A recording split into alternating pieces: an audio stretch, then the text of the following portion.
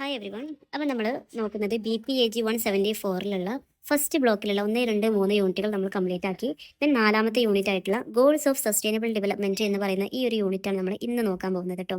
അപ്പോൾ ഫസ്റ്റ് എന്ന് പറയുന്നത് ഈ ഒരു സബ്ജക്റ്റിൻ്റെ പേര് പോലെ തന്നെ ഈ ഒരു യൂണിറ്റിൻ്റെ പേര് പോലെ തന്നെ ഗോൾസ് ഓഫ് സസ്റ്റൈനബിൾ ഡെവലപ്മെൻറ്റ് അത് തന്നെയാണ് നമുക്ക് ഇതിൽ പഠിക്കാനുള്ളത്. സസ്റ്റൈനബിൾ ഡെവലപ്മെൻറ്റിൻ്റെ ഗോൾസ് എന്തൊക്കെയാണെന്നുള്ളത്. അപ്പോൾ നിങ്ങൾ ആദ്യം അറിഞ്ഞിരിക്കേണ്ട കാര്യം, രണ്ട് തരം സസ്റ്റൈനബിൾ ഡെവലപ്മെൻറ്റിൻ്റെ രണ്ട് തരം ഗോൾസുകളുണ്ട്.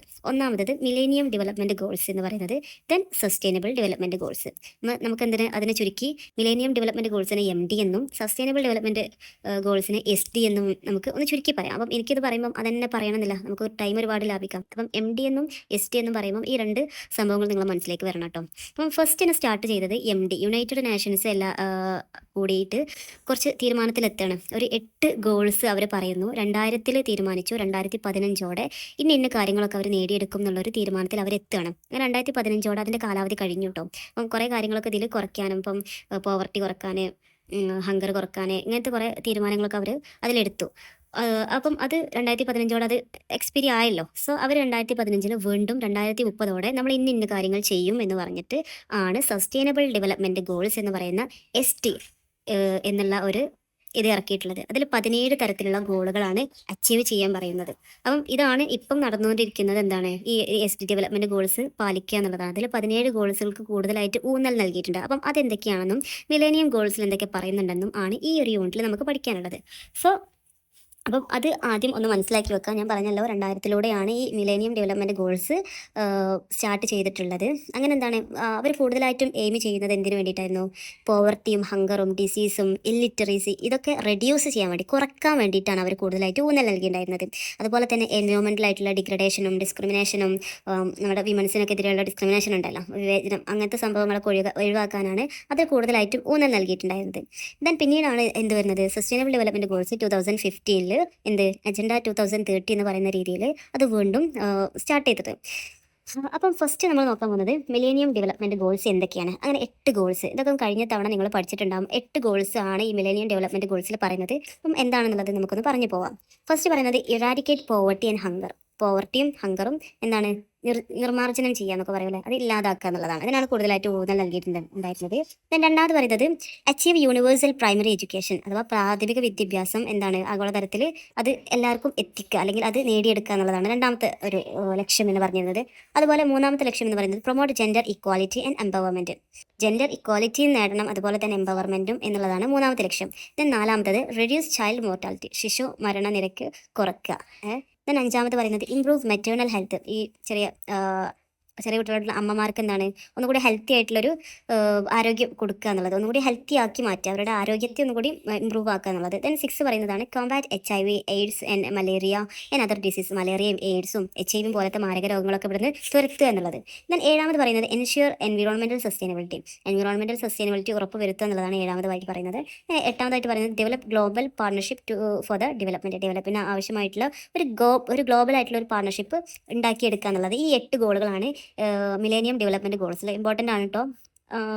8ഉം എന്തായാലും പഠിച്ചേ എക്സാമിന് പോകാവൂ.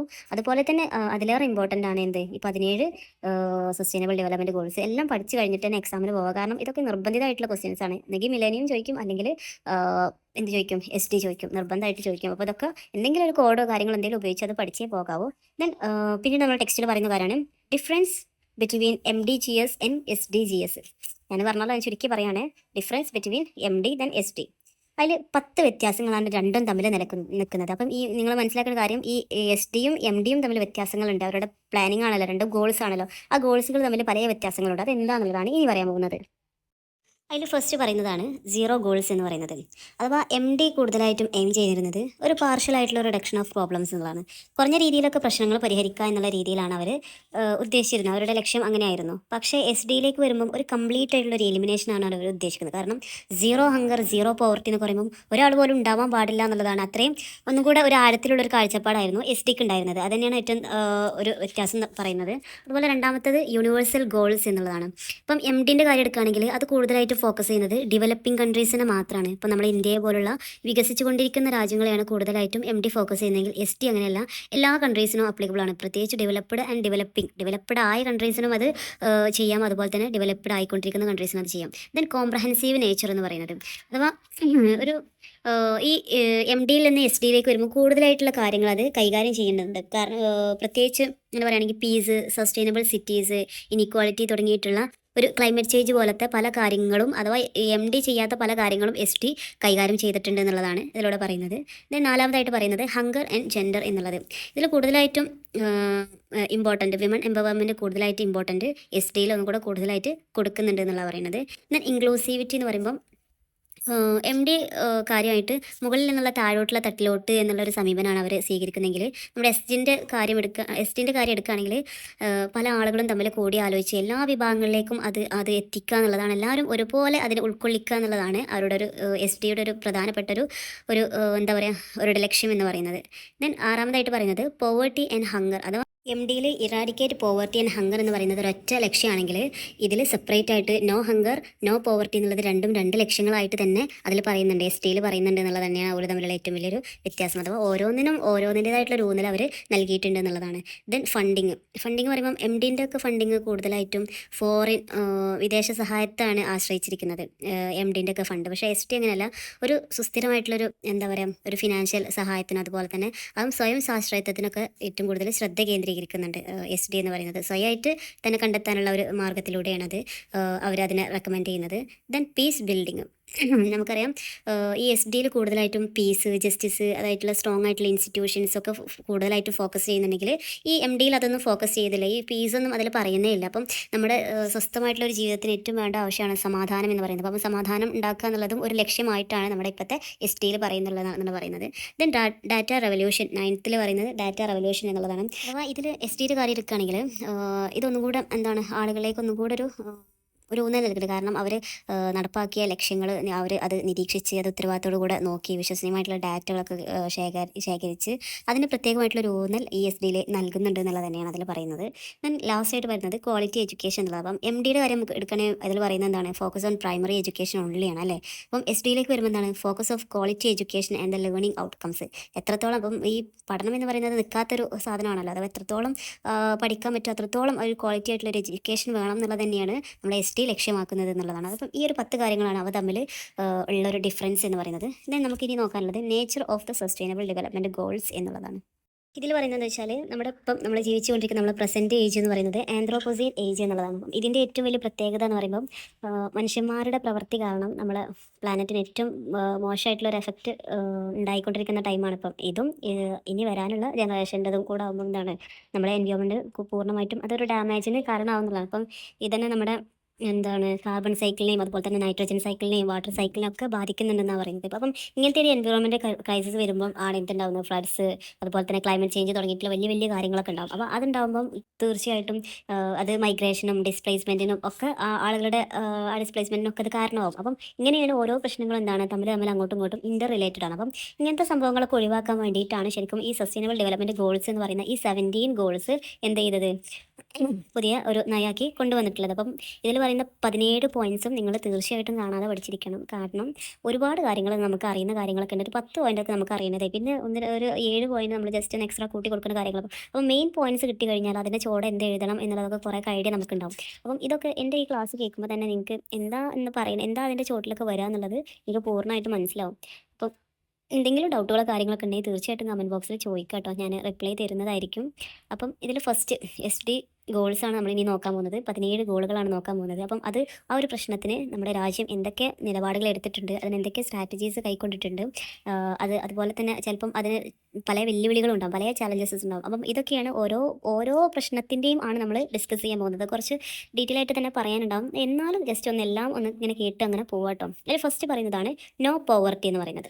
നോ പോവർട്ടി എന്ന് പറയുമ്പം എന്താണ്, ദാരിദ്ര്യം ഇല്ലാതാക്കുക, അത് ഇല്ലാതാക്കുക എന്ന് പറയുന്നത്, കുറയ്ക്കുക എന്നല്ല പറയുന്നത്, ഇല്ലാതാക്കുക എന്ന് പറയുന്നത്. അപ്പം ഇതാണ് നമ്മുടെ ഏറ്റവും വലിയ ഫസ്റ്റ് ഗോൾ എന്ന് പറയുന്നത്. നല്ല ഗോളാണ്. കാരണം ദാരിദ്ര്യം ഇല്ലാതാക്കി കഴിഞ്ഞാൽ തന്നെ നമ്മുടെ രാജ്യം എവിടെ എത്തി.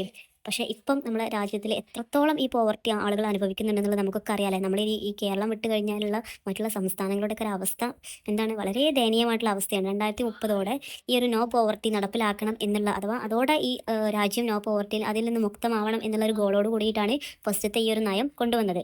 അതാണ് നോ പോവർട്ടി എന്ന് പറയുന്നതും ഭയങ്കര ഡിഫിക്കൽട്ടായിട്ടുള്ളൊരു ഗോൾ തന്നെയാണല്ലോ ഇത്.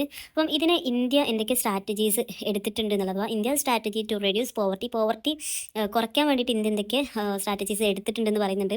അഥവാ ഇതിൽ പറയുന്നത് developing infrastructure and support service കൂട്ടി ഇൻഫ്രാസ്ട്രക്ചേഴ്സൊക്കെ കൂടുതലായിട്ട് ഡെവലപ്പ് ചെയ്തു. അതുപോലെ തന്നെ creative productive assets, then developing skill, അവരുടെ സ്കില്ലൊക്കെ ഡെവലപ്പ് ചെയ്തു. ഇതൊക്കെ പോവർട്ടി തമ്മിൽ എന്തെങ്കിലും ബന്ധമുണ്ടോ എന്ന് ചോദിച്ചാൽ എനിക്കും അറിഞ്ഞൂടാ കേട്ടോ. പക്ഷേ അതൊക്കെ അതിൽ പറയുന്നുണ്ട്. അതുപോലെ തന്നെ സപ്പോർട്ട് എൻ്റർപ്രണർഷിപ്പും അതൊക്കെ ഓക്കെ. കാരണം ചെറിയ സംരംഭങ്ങളൊക്കെ സപ്പോർട്ട് ചെയ്യണമല്ലോ, അതാണല്ലോ അവർക്ക് അന്നം കൊടുക്കുന്നത്. അപ്പം അത് പറയുന്നുണ്ട്. അങ്ങനത്തെ അതുപോലെ തന്നെ promoting social protection measures against disasters. ഇനി പറയാൻ പോകുന്നത് major measures taken by India എന്തൊക്കെ മെഷേഴ്സ് എടുത്തു, എന്തൊക്കെ മുൻകരുതലുകൾ എടുത്തു, അഥവാ ഈ ഒരു നോ പോവർട്ടി, ദാരിദ്ര്യം ഇല്ലാതാക്കാൻ ഇന്ത്യ എന്തൊക്കെ മുൻകരുതലുകൾ എടുത്തു എന്നുള്ളതാണ് പറയാൻ പോകുന്നത്. ഫസ്റ്റ് പറയുന്ന point social protection and safety nets എന്നുള്ളതാണ്. ഇതിൽ പറയുന്നത് പൂർണ്ണമായിട്ടും എന്താ ചോദിച്ചിട്ടുണ്ടെങ്കിൽ ഈ കുറച്ച് പ്രായമായിട്ടുള്ള എൽഡർലി ആയിട്ടുള്ള പീപ്പിൾസിനും ഡിസേബിൾ ആയിട്ടുള്ള പേഴ്സൺസിനും അതുപോലെ വിമൺ, ചിൽഡ്രൻസ്, വിഡോസ് തുടങ്ങിയിട്ടുള്ള ഇങ്ങനെ ദുർബലമായിട്ടുള്ള ഈ ആളുകൾക്കൊക്കെ എന്താണ് നല്ലൊരു സോഷ്യൽ അസിസ്റ്റൻറ്റ് പ്രോഗ്രാംസ് അവർ കൊണ്ടുവന്നു എന്നുള്ളതാണ്. അപ്പം നമ്മുടെ അതിൻ്റെ സ്കീം പറയുകയാണെങ്കിൽ MNR രേഖ എന്ന് പറയുന്ന സ്കീം, അതൊക്കെ എന്താണ് ഇവരെ സപ്പോർട്ട് ചെയ്യുന്ന, അവരെ എംപവർ ചെയ്യുന്നതിനുള്ള സ്കീമാണ്. അപ്പം അത് തന്നെയാണ് സോഷ്യൽ പ്രൊട്ടക്ഷൻ ആൻഡ് സേഫ്റ്റി നെറ്റ്സിൽ അവർക്ക് കൂടുതലായിട്ടുള്ളൊരു ഊന്നൽ നൽകിക്കൊണ്ടുള്ള പരിപാടികളാണ് അതിലൂടെ ഇംപ്ലിമെൻറ്റ് ചെയ്തിട്ടുള്ളത് എന്നുള്ളതാണ്. പിന്നെ രണ്ടാമത് പറയുന്നത് access to basic services.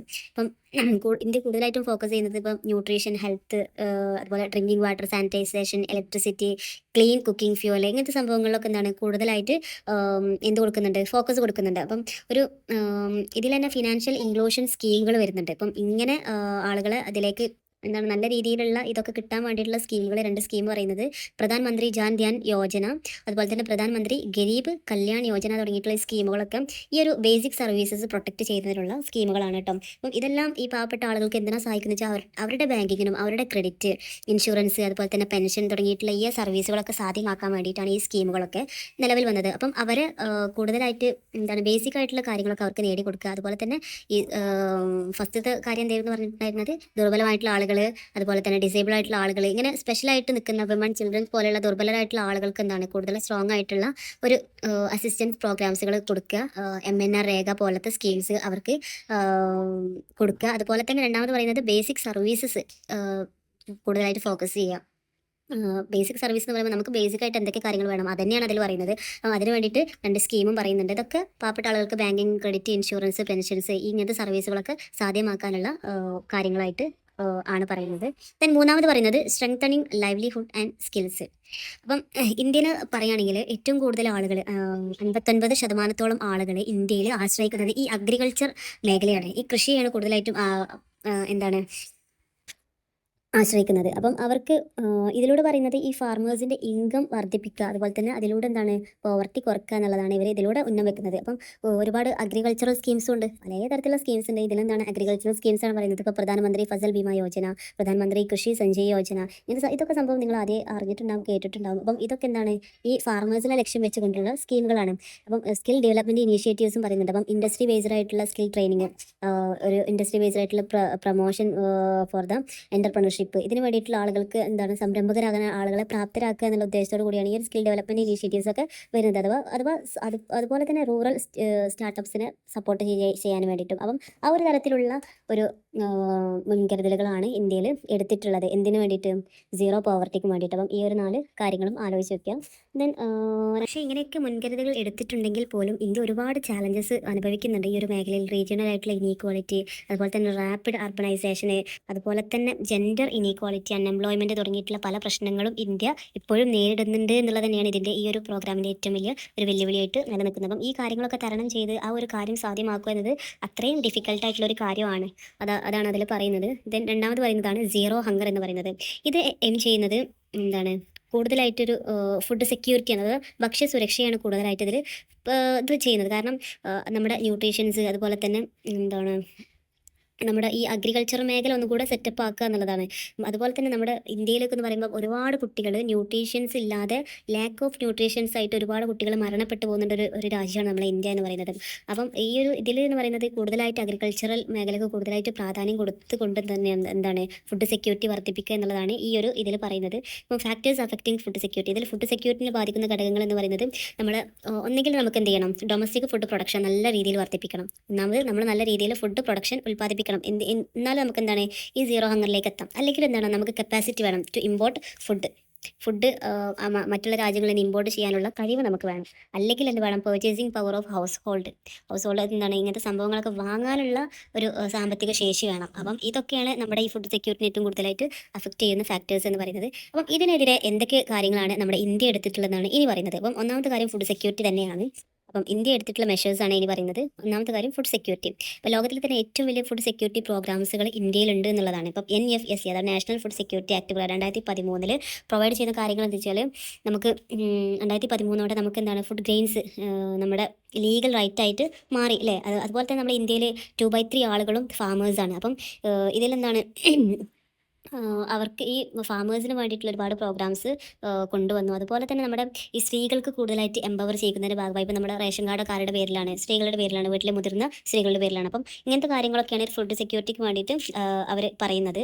Then രണ്ടാമത് പറയുന്ന പോയിന്റ് ന്യൂട്രീഷൻ സെക്യൂരിറ്റി എന്നുള്ളതാണ്. ഇപ്പം തുടങ്ങിയിട്ടുള്ള അനീമിയ, അണ്ടർ ന്യൂട്രീഷൻ തുടങ്ങിയിട്ടുള്ള ഒരുപാട് രോഗങ്ങൾ നമ്മളെ കുട്ടികൾ സഫർ ചെയ്യുന്നുണ്ട്. കാരണം എന്താണ്, പുവർ സാനിറ്റൈസേഷനോ അല്ലെങ്കിൽ എൻവിറോൺമെൻറ്റൽ ഫാക്ടേഴ്സോ ഹെൽത്ത് പ്രോബ്ലംസോ ഒക്കെ ആയിരിക്കും. അപ്പം ഇതിനെ പ്രതികരിക്കാൻ വേണ്ടിയിട്ട് ഇതിനെതിരെ കുറച്ച് സ്കീമുകൾ അത് ഇല്ലാതാക്കാൻ വേണ്ടിയിട്ട് കുറച്ച് സ്കീമുകൾ പറയുന്നുണ്ട്. Pradhan Mantri Matruvandana Yojana, then scheme for adolescent girls. ഈ സ്കീമുകളൊക്കെ ഈ ന്യൂട്രീഷൻ ഉണ്ടാക്കാനുള്ള ന്യൂട്രീഷൻ സെക്യൂരിറ്റിക്ക് വേണ്ടിയിട്ട് ഉണ്ടാക്കിയിട്ടുള്ള സ്കീംസാണ്.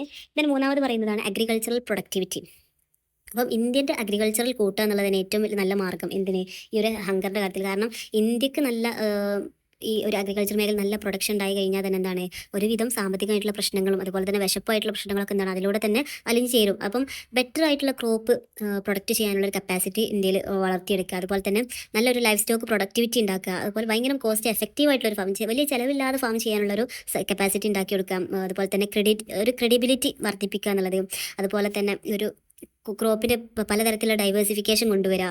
അതുപോലെ മാർക്കറ്റിലെ പ്രൈസസ് ബെറ്റർ മാർക്കറ്റ് പ്രൈസസ് ആക്കുക. അപ്പം ഇതിൻ്റെയൊക്കെ ഒരു ഗോൾ എന്ന് പറയുമ്പം ഫാർമേഴ്സിൻ്റെ ഇൻകം വർദ്ധിപ്പിച്ച് ഫുഡ് സെക്യൂരിറ്റി സ്ട്രെങ്തൻ ചെയ്യുക എന്നത് തന്നെയാണ് എന്നുള്ളതാണ്. അപ്പം ഈ ഒരു കാര്യങ്ങളാണ് സീറോ ഹങ്കറിൽ പറയുന്നത്.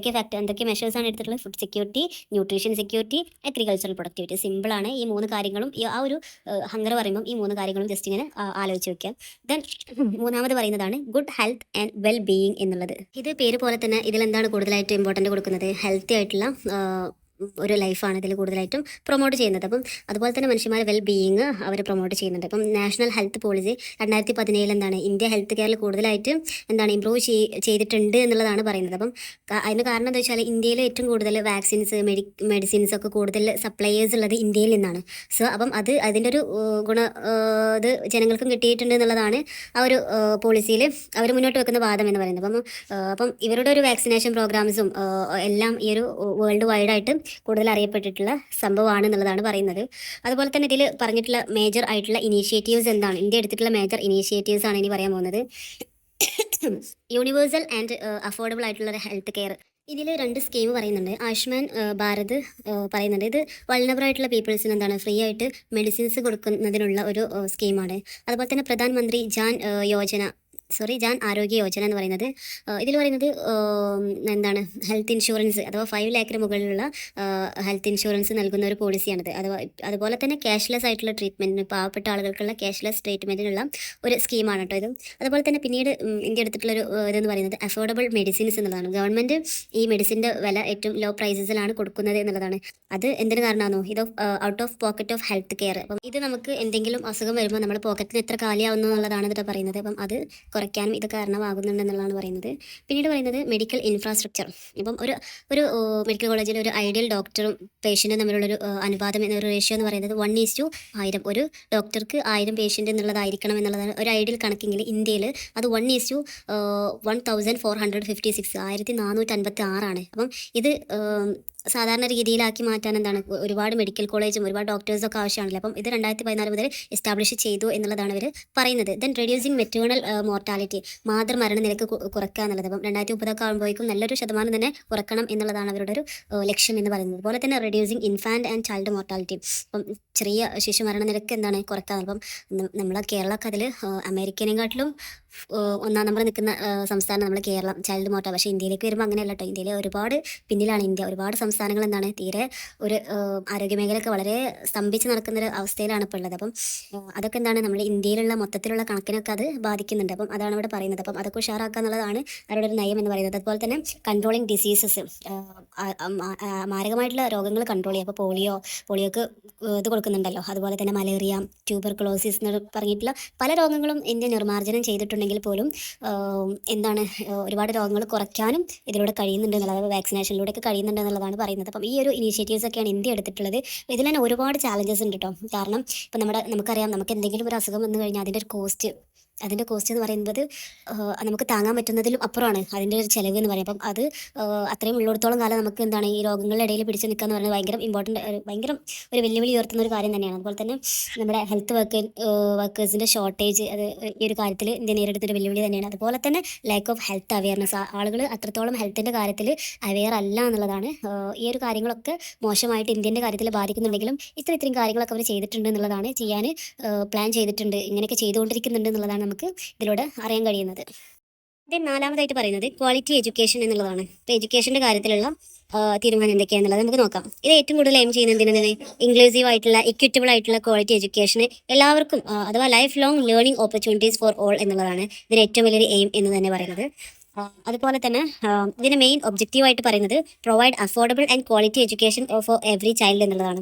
അഫോർഡബിൾ ആയിട്ടുള്ള ക്വാളിറ്റി ഉള്ളൊരു എഡ്യൂക്കേഷൻ കുട്ടികൾക്ക് കൊടുക്കുക എന്നുള്ളതാണ് ഇതിൻ്റെ ഏറ്റവും വലിയ ഒബ്ജക്റ്റീവ്. അതുപോലെ തന്നെ remove discrimination based on caste, gender, disability, colour തുടങ്ങിയിട്ടുള്ള ഇങ്ങനത്തെ സംഭവങ്ങളിൽ നിന്നൊക്കെയുള്ള ഒരു വിവേചനം ഒഴിവാക്കുക എന്നുള്ളതൊക്കെയാണ് ഇവരുടെ ഒരു വിദ്യാഭ്യാസത്തിന് ഏറ്റവും വലിയൊരു ലക്ഷ്യമായിട്ട് ഇവർ പറയുന്നത്. അതുപോലെ തന്നെ improve literacy skills and learning outcomes. അപ്പം ലിറ്ററസി വർദ്ധിപ്പിക്കുക, അതുപോലെ തന്നെ സ്കിൽസ് ഒക്കെ വർദ്ധിപ്പിക്കുക എന്നുള്ളതും ഒരു ഒബ്ജക്റ്റീവാണ് അവരുടെ. Promote life long learning and vocational training കൊടുക്കുന്നതോടൊപ്പം ഒരു ലൈഫ് ലോങ് ആയിട്ടുള്ള ഒരു അഥവാ ലേണിങ്ങിനെ അത്രയും കൂടുതലായിട്ട് സപ്പോർട്ട് ചെയ്ത് മുന്നോട്ട് കൊണ്ടുപോകുക എന്നുള്ളത് തന്നെയാണ് അവരുടെ ഏറ്റവും വലിയൊരു എയിം എന്ന് പറയുന്നത്. അതിന് വേണ്ടിയിട്ട് ഇന്ത്യയിൽ എന്തൊക്കെ കാര്യങ്ങൾ ഫോക്കസ് ചെയ്തു, അഥവാ major areas focus in India, ഏതൊക്കെ ഏരിയകൾ. അപ്പം ഇതൊന്ന് ആലോചിക്കേണ്ട ഒരു കാര്യം എന്താ വെച്ചാൽ, ഇപ്പം ആ ഒരു വിദ്യാഭ്യാസത്തിൻ്റെ കാര്യം പറയുമ്പോൾ തന്നെ ചെറിയ അംഗൻവാടി തൊട്ട് തുടങ്ങുകയാണ് വിദ്യാഭ്യാസത്തിൻ്റെ കാര്യം. അപ്പം അവിടെ തന്നെയാണ് തുടങ്ങുന്നത്.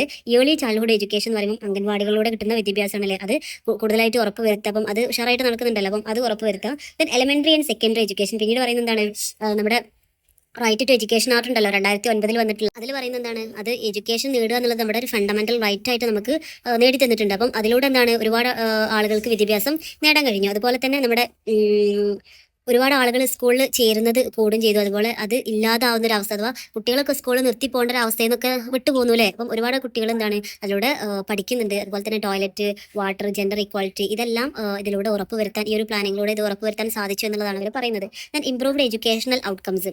അപ്പം സാധാരണ ഒരു പഠനത്തിന് പുറമെ ഫംഗ്ഷണൽ ആയിട്ടുള്ള ലിറ്ററസി, ന്യൂമറസി, ക്രിട്ടിക്കൽ തിങ്കിങ്, ഇതൊക്കെ കുട്ടികളിൽ വളർന്നെടുക്കുക, അവരുടെ സ്കില്ല് വളർത്തിയെടുക്കുക, ഒരു വൈജ്ഞാനികമായിട്ടുള്ള ഒരു അറിവ് അവർക്ക് നേടിയെടുക്കുക എന്നുള്ളതും ഒക്കെ ഒരു ഇന്ത്യ ഫോക്കസ് ചെയ്യുന്ന ഒരു കാര്യമാണ് കേട്ടോ. അതുപോലെ തന്നെ ഹയർ എഡ്യൂക്കേഷൻ എന്നുള്ളത്, അപ്പം യൂണിവേഴ്സിറ്റീസ്, കോളേജ്, ഇതിൻ്റെയൊക്കെ ഒരു വളർച്ച, അതിനെയാണ് ഹയർ എഡ്യൂക്കേഷൻ എന്ന് പറയുന്നത്. അതുപോലെ തന്നെ skill development and vocational education, ഈ ITI പോലുള്ള സ്കിൽ ഡെവലപ്പിംഗ് ട്രെയിനിങ് കോളേജുകളുണ്ടല്ലോ, അപ്പം അതിൻ്റെയൊക്കെ ഒരു എന്താ പറയുക, ഒരു ഡെവലപ്മെൻറ്റ് എന്ന് പറയുന്നത് അതാണ് ഇതിലൂടെ പറയുന്നത്. ദെൻ ഇൻക്ലൂസീവ് എഡ്യൂക്കേഷൻ, ഇപ്പം ഡിസേബിൾ ആയിട്ടുള്ള ഒരുപാട് ആളുകളെ ഉൾക്കൊള്ളിച്ചുകൊണ്ട് അവർക്ക് എന്താണ്, അവർക്ക് ശാരീരികമായിട്ട് പല കുറവുകളുള്ള ആളുകളുണ്ട്. അപ്പം അവരെയൊക്കെ ഉൾക്കൊള്ളിച്ചു കൊണ്ടുള്ള നല്ലൊരു വിദ്യാഭ്യാസം തന്നെയാണ് നമ്മുടെ ഇന്ത്യ മുന്നോട്ട് വെക്കുന്നത്. ഇപ്പോൾ rams, special hygiene rooms, special teaching materials ഒക്കെ ഉപയോഗിച്ചെന്താണ് അവരെയും കൂടെ ഇതിൽ ഉൾക്കൊള്ളിക്കുക. അതാണ് ഇൻക്ലൂസീവ് എഡ്യൂക്കേഷൻ എന്ന് പറയുന്നത്. അവരെയും കൂടെ ഈ ഒരു സാധാരണ കുട്ടികളുടെ കൂട്ടത്തിൽ എന്താണ് അവർക്ക് അവരുടേതായിട്ടുള്ള കാര്യങ്ങളൊക്കെ മെച്ചപ്പെടുത്തിക്കൊണ്ടുള്ള ഒരു വിദ്യാഭ്യാസം എന്ന് തന്നെയാണ് ഇതിൽ പറയുന്നത്. പക്ഷേ ഇങ്ങനെയൊക്കെ ആണെങ്കിലും ഇതൊക്കെ മുന്നോട്ട് വെക്കുന്നുണ്ടെങ്കിൽ പോലും അത് എത്രത്തോളം ഇന്ത്യയിൽ പ്രായോഗികമാണ് എന്നതൊന്ന് ചിന്തിച്ച് നോക്കട്ടോ. പക്ഷേ ഇതൊക്കെ നമ്മൾ പറയുമ്പോൾ, നമ്മൾ എഴുതുമ്പോൾ ഇതെല്ലാം എഴുതണം. അതുപോലെ ഇതിൽ ഇന്ത്യ നേരിടുന്ന ഏറ്റവും വലിയ പ്രശ്നം എന്ന് പറയുന്നത് എന്താണ്, ഈ ഹയർ സെക്കൻഡറി എഡ്യൂക്കേഷൻ ആളുകൾ എന്താണ് എൻറോൾമെൻറ്റ്, ആളുകൾ ഹയർ എഡ്യൂക്കേഷൻ പഠിക്കാൻ വരുന്നില്ല എന്നുള്ളത്. നമ്മുടെ കേരളത്തിൻ്റെ കാര്യമല്ല പറയുന്നത്, ഞാൻ വീണ്ടും പറയുന്നത് നമ്മുടെ ഇന്ത്യൻ്റെ കാര്യമാണ്. ഇപ്പം ഇന്ത്യയിലൊക്കെ ചിലപ്പം 10 വരെയൊക്കെ അങ്ങനെ കഷ്ടി അങ്ങോട്ട് പോകും. അത് കഴിഞ്ഞാൽ എന്താണ് അവർക്ക് പഠിക്കാൻ പറ്റില്ല. കാരണം കുടുംബത്തിൻ്റെ അതിലുള്ള ഒരു പോവർട്ടിയിലൊക്കെ ജീവിക്കുന്ന ആളുകളായിരിക്കും. അപ്പം എന്താണ് അവർക്ക് സ്വയം അധ്വാനിക്കേണ്ടതായിട്ട് വരും. അപ്പം എന്താണ് അവർ പഠനം നിർത്തിയിട്ട് മറ്റുള്ള തൊഴിലുകളിലേക്ക് പോകേണ്ടി വരും. അപ്പം അത് നിർബന്ധിതരാകുമ്പോൾ അവരുടെ തൊഴിൽ സാഹചര്യം, അവരുടെ ജീവിത സാഹചര്യങ്ങൾ എന്താണ് അവരെ പഠിക്കാൻ അനുവദിക്കുന്നില്ല. അപ്പം അങ്ങനത്തെ ഒരുപാട് ആളുകളും ഇന്ന് ഇന്ത്യയിൽ ജീവിച്ചിരിപ്പുണ്ട്. അപ്പോൾ അതുകൊണ്ട് തന്നെ എന്താണ് ഈ ഹയർ എഡ്യൂക്കേഷൻ ആളുകൾ എന്താണ് വളരെ കുറഞ്ഞു എന്നുള്ളത് ഇന്ത്യ നേരിടുന്ന ഏറ്റവും വലിയ ചാലഞ്ച് തന്നെയാണ്. അപ്പം അതൊക്കെ ഉണ്ടെങ്കിലാണ് ഈ പറയുന്ന സംഭവങ്ങളൊക്കെ നടക്കുകയുള്ളൂ അല്ലേ. അതുപോലെ തന്നെ നമ്മുടെ ഈ ഒരു ക്വാളിറ്റി ഓഫ് എഡ്യൂക്കേഷന് ഒന്നും കൂടെ ഇമ്പ്രൂവ് ചെയ്യിക്കണം. അപ്പം ഇത് പോരാ, നമ്മുടെ ഒരു ഗ്ലോബൽ ആയിട്ടുള്ള റാങ്കിങ്ങിൽ നമുക്ക് എത്തിപ്പെടണമെങ്കിൽ നല്ല ക്വാളിറ്റി എഡ്യൂക്കേഷൻ തന്നെ അവർ പ്രൊവൈഡ് ചെയ്യണം. അപ്പം അതും ഇന്ത്യ നേരിടുന്ന ഏറ്റവും വലിയൊരു വെല്ലുവിളിയാണെന്നുള്ളതാണ് പറയുന്നത്. അഞ്ചാമതായിട്ട് പറയുന്നത് ജെൻഡർ ഇക്വാലിറ്റി എന്നുള്ളതാണ്. അപ്പം ആ പേര് പോലെ തന്നെ വിമൻസിൻ്റെയും അതുപോലെ തന്നെ ഗേൾസിൻ്റെയും ഒക്കെ എംപവർമെൻ്റ് ആണ് ഇതിലൂടെ അവർ ഉദ്ദേശിക്കുന്നത്. ഇപ്പം മേജർ എഫേർട്സ് ഇന്ത്യ എന്തൊക്കെ മേജർ എഫേർട്സ് എടുത്തിട്ടുണ്ടെന്ന് പറയുന്നുണ്ട്. അല്ല ഫസ്റ്റ് പറയുന്നത് സോഷ്യൽ പ്രൊട്ടക്ഷൻ ആൻഡ് ലൈവ്ലിഹുഡ് എന്നുള്ളതാണ്. അപ്പം വിമനെ എക്കണോമിക്കലായിട്ട് വിമൻസിനെ പാർട്ടിസിപ്പേറ്റ് ചെയ്യിക്കുക, അവരെ എൻകറേജ് ചെയ്യിപ്പിക്കുക. അതിലൂടെ എന്താണ് അവർക്ക് skill development, technology, employment schemes, ഇതിലൂടെയൊക്കെ എന്താണ് അവരെ കൂടുതലായിട്ട് ശക്തിപ്പെടുത്തുക. അപ്പോൾ നേരത്തെ പറഞ്ഞതുപോലെ MGN രേഖ ഒക്കെ പ്രകാരം എന്താണ് സ്ത്രീകളെ കൂടുതലായിട്ട് അതിലേക്ക് പാർട്ടിസിപ്പേറ്റ് ചെയ്യിപ്പിക്കുക എന്നുള്ളതാണ്. അവരെ കൂടുതലായിട്ട് എല്ലാത്തിലും ഉൾക്കൊള്ളിക്കാൻ വേണ്ടിയിട്ട് ശ്രമിക്കുക. അതാണ് സോഷ്യൽ പ്രൊട്ടക്ഷൻ ആൻഡ് ലൈവ്ലിഹുഡ് എന്ന് പറയുന്നത്. രണ്ടാമത് പറയുന്നത് സ്കില്ലിംഗ് ആൻഡ് ഫിനാൻഷ്യൽ ഇൻക്ലൂഷൻ അഥവാ പ്രധാനമന്ത്രി ജാൻ ധൻ യോജന തുടങ്ങിയിട്ടുള്ള ഈ പരിപാടികൾ എന്തിനുള്ളതാണ്, സ്ത്രീകളെ കൂടുതലായിട്ട് ബാങ്കിങ്ങിൽ ആക്സസ് ചെയ്യിക്കാൻ വേണ്ടിയുള്ളതാണ്. ഏകദേശം ഒരു 54% സ്ത്രീകളും എന്ത് ചെയ്തിട്ടുണ്ട്, അക്കൗണ്ട് അവർ തുറന്നിട്ടുണ്ട് എന്നുള്ളതാണ് ഇതിൻ്റെ ഏറ്റവും വലിയൊരു പ്രത്യേകതയായിട്ട് അവർ പറയുന്നത്. കാരണം അപ്പോൾ വളരെ ബാക്കിൽ പോയിരുന്ന സ്ത്രീകളെ ഈ ഒരു രീതിയിലാക്കിയെടുത്തത് ഈ പ്രധാനമന്ത്രി ജാൻ ധൻ യോജന എന്ന് പറയുന്ന ഈ ഒരു സ്കീമിലൂടെയാണ്. അപ്പം അതിലൂടെ ഒരുപാട് സ്ത്രീകൾ എന്താണ് ആക്സസ് ടു ബാങ്കിങ് എന്നുള്ളതാണ് പറയുന്നത്. ദെൻ മൂന്നാമതായിട്ട് പറയുന്നത് പൊളിറ്റിക്കൽ ആൻഡ് ഇക്കണോമിക് പാർട്ടിസിപ്പേഷൻ. അപ്പം ഇതിലെല്ലാം സ്ത്രീകളുടെ റെപ്രസെൻറ്റേഷൻ ഉറപ്പ് വരുത്തുക എന്ന് തന്നെയാണ് ഇതിലൂടെ അവർ ഊന്നൽ കൊടുക്കുന്നത്. ഇപ്പോൾ പൊളിറ്റിക്കലായിട്ടും ഇപ്പോൾ സ്ത്രീകൾക്ക് സംവരണം എന്ന് പറയുന്ന പോലെ അവർ എക്കണോമിക്കലായിട്ടും പാർട്ടിസിപ്പേറ്റ് ചെയ്യണം, പൊളിറ്റിക്കലായിട്ടും പാർട്ടിസിപ്പേറ്റ് ചെയ്യണം. ഇപ്പം സാധാരണ സ്ത്രീകളുടെ ഒരു റെപ്രസെൻറ്റേഷൻ എന്ന് പറയുമ്പോൾ 11.4% 2014 അത് 2019 ആയപ്പോഴേക്കും 14.4% വളർത്താൻ കഴിഞ്ഞിട്ടുണ്ട്. എന്തിന് മെൻസിൻ്റെ വോട്ടിംഗ് ശതമാനത്തേക്കാളും കൂടുതലായിട്ട് വിമൻസിൻ്റെ വോട്ടിംഗ് കൂടി എന്നുള്ളതാണ്. അപ്പോൾ എത്രത്തോളം സ്ത്രീകൾ അതിൽ അവരുടെ ഒരു എംപവർമെൻറ്റ് എത്രത്തോളം ഉണ്ട് എന്നുള്ളത് നമുക്ക് ചിന്തിച്ചറിയാവുന്ന കാര്യമാണല്ലേ. അപ്പോൾ സോഷ്യൽ എംപവർമെൻറ്റ് ആണ് നാലാമതായിട്ട് ഇത് പറയുന്നത്. ഇതിലെന്താ പറയുന്നത് വെച്ചാൽ ഈ പെൺകുട്ടികളെ ഈ ഒരു എന്താണ് ബേട്ടി ബച്ചാവോ ബേട്ടി പഠാവോ എന്ന് പറയുന്ന പോലെ പല സ്കീമുകളുണ്ട്. അപ്പം അങ്ങനത്തെ ബോധവൽക്കരണ പരിപാടികളിലൂടെയൊക്കെ എന്താണ് ഗേൾസിൻ്റെ വിദ്യാഭ്യാസം, അവരുടെ സംരക്ഷണങ്ങളൊക്കെ കൂടുതലായിട്ട് പ്രോത്സാഹിപ്പിക്കാൻ വേണ്ടിയിട്ടാണ് ഈ സോഷ്യൽ എംപവർമെൻറ്റ് അത് രണ്ടായി വരുന്നത്.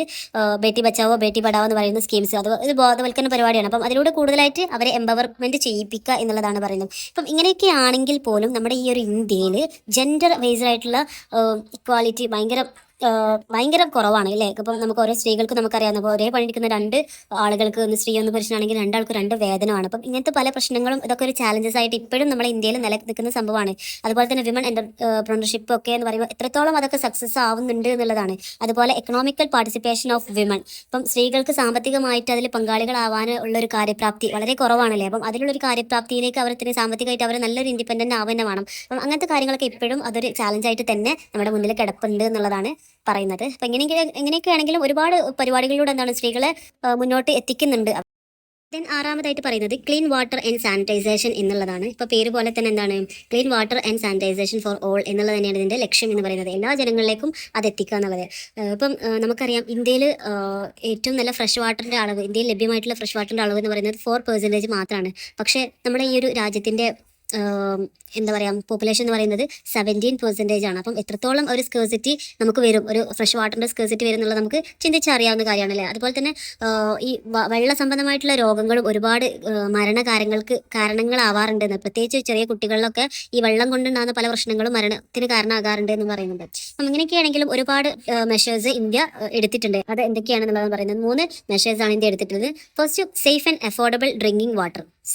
അഫോർഡബിൾ ഡ്രിങ്കിങ് വാട്ടർ എന്നുള്ളത് തന്നെയാണ് ഫസ്റ്റ് ഇതൊക്കെ നിങ്ങൾക്ക് ചിന്തിച്ചാൽ അറിയാവുന്ന കാര്യങ്ങൾ തന്നെയാണ് കേട്ടോ. അത് ഒരു വെള്ളത്തിൻ്റെ കാര്യം പറയുമ്പോൾ ഇതൊക്കെ എടുത്തിട്ടുണ്ട് എന്നൊക്കെ ഉള്ളത് ആ രീതിയിലൊക്കെ അങ്ങോട്ട് എഴുതി അവനാണ് കഴിയുന്ന രീതിയിലൊക്കെ അത് എഴുതി അങ്ങോട്ട് ഫലിപ്പിക്കുക തന്നെ. അപ്പം ഈ അതൊക്കെ ഇങ്ങനെ ജസ്റ്റ് ഒന്നിങ്ങനെ കേട്ട് പോയാലേ ഇതൊക്കെ നിങ്ങളുടെ മൈൻഡിലേക്ക് വരുള്ളൂ കേട്ടോ. അല്ലാതെ അതൊക്കെ എനിക്ക് ഓർത്ത് പറയാം എന്നൊന്നും ആരും ചിന്തിക്കരുത്. അപ്പം ഇതൊക്കെ നമ്മളേതായിട്ടുള്ള എന്താ പറയുക ആ ഒരു വേല അങ്ങനെ അങ്ങോട്ട് അങ്ങനെ എഴുതി അങ്ങനെ ഫലിപ്പിക്കുക, അത്രേ എനിക്ക് പറയാനുള്ളൂ.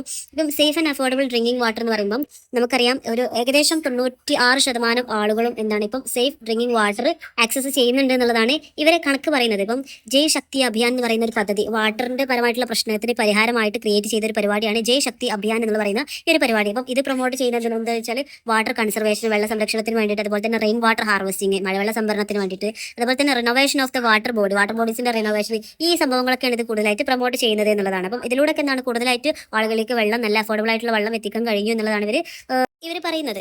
ദെൻ രണ്ടാമത് പറയുന്നത് വാട്ടർ ക്വാളിറ്റി ഇംപ്രൂവ്മെന്റ് എന്നുള്ളതാണ്. അഥവാ ക്ലീൻ ആയിട്ടുള്ള വാട്ടർ റിവേഴ്സ്, അതുപോലെ തന്നെ ഗ്രൗണ്ട് സർഫേസ് വാട്ടർ ക്വാളിറ്റി ഇതൊക്കെ ഇംപ്രൂവ് ചെയ്യുക എന്നുള്ളതോടെയാണ് ഇതിലൂടെ പറയുന്നത്. ദെൻ മൂന്നാമത് പറയുന്നത് സാനിറ്റൈസേഷൻ ആൻഡ് ഹൈജീൻ എന്നുള്ളതാണ്. അഥവാ സ്വച്ഛ് ഭാരത് മിഷൻ എന്ന് പറയുന്ന പരിപാടി ഫോക്കസ് ചെയ്യുന്നത് സാനിറ്റൈസേഷനെയാണ് കേട്ടോ.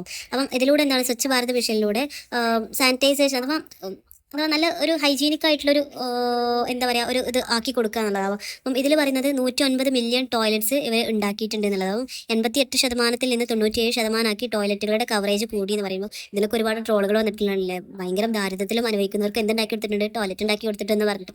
പക്ഷേ ടോയ്ലറ്റ് ഒക്കെ ഒരു മനുഷ്യൻ്റെ ഒരു ബേസിക് ആയിട്ടുള്ള ഒരു ആവശ്യം തന്നെയാണ്. പക്ഷേ അപ്പം ഇത് പറഞ്ഞപ്പം അത് പറഞ്ഞത് മാത്രം. സോ അതാണ് ഈ ഒരു ക്ലീൻ വാട്ടർ ആൻഡ് സാനിറ്റൈസേഷനിൽ പറയുന്നത്. ഈ ഒരു വീഡിയോ ചിലപ്പം ലോങ് ആയി പോകാൻ ചാൻസ് ഉണ്ട്. ഞാൻ ഒരിക്കലും ഒരു അരമണിക്കൂറിലേറെ ക്ലാസ് എടുക്കാത്ത ഒരാളാണ്.